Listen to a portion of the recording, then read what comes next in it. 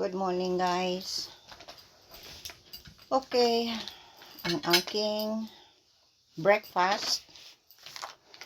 Ano ito malunggay na may ano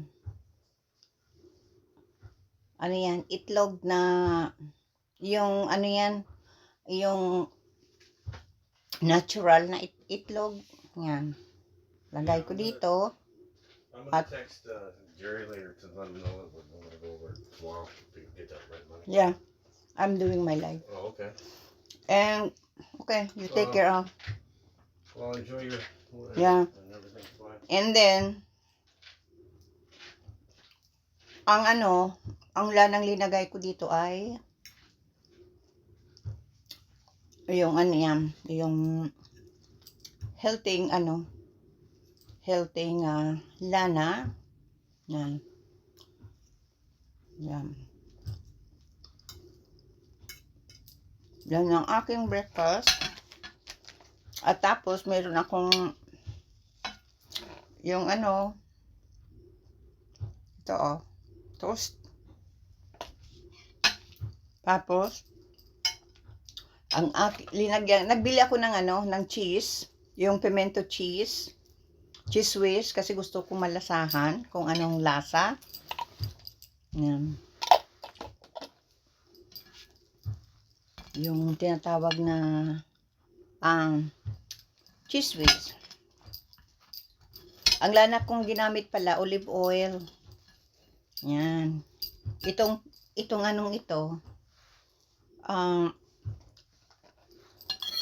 yung sandwich ko, yung tinapay ay yan, whole wheat.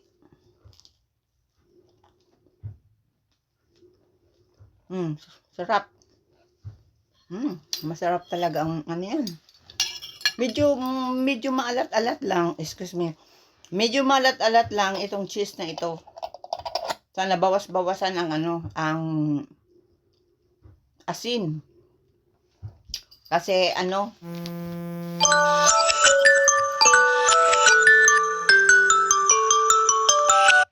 kasi sobrang yan. Maalat. Yung cheese.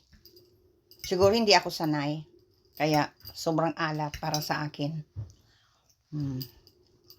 Kasi bihira ako mag-asin. Yan ang aking breakfast ngayon.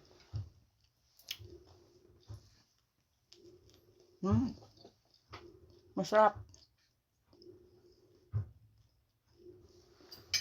Ang aking yan.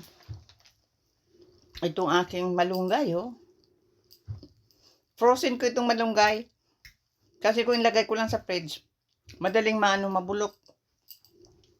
Kaya linagay ko sa sa freezer. Pagkatapos, yan, pinuto ko. Steam fry. Olive oil. Linagyan ko ng natural na itlog. Yung walang chemicals. Yung tinatawag na free run.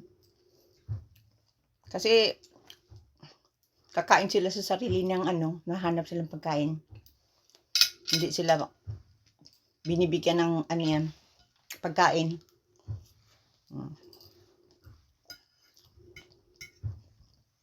Parang yung natural na itlog sa Pilipinas. Kanya.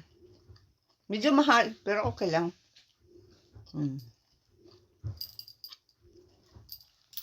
Yan ang aking pagkain ngayon. Pula na naman. Kasi, yan ang paborito ko. Kaya huwag kayong magugulat kung lahat ng damit ko, karamihan nakikita nyo ay pula. Gusto ko nga pulahin ang buhok ko.